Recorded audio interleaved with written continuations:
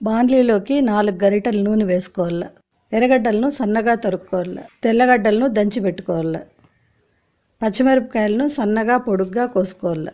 నూనె వేడెక్కినాక జీలకర్ర, ఆవాలు, దంచిన వెల్లుల్లి, పచ్చిమిరపకాయలు, కరివేపాకు, ఎర్రగడ్డలు వేసి బాగా వేయించుకోవాలి.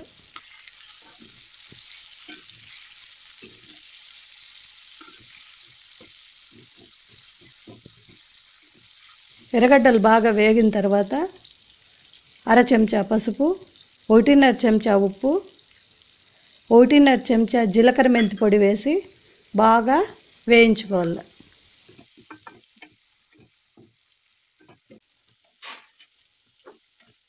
బాగా వేగిన తర్వాత ముందుగా శుభ్రం చేసి పెట్టుకున్నటువంటి చుక్కాకును సన్నగా తరిగి తిరగమాతలో వేసి బాగా కలియబెట్టాలి.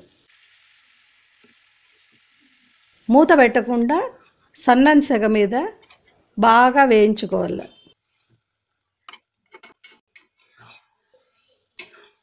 చుక్కాకు తొందరగానే ఉడికిపోతుంది.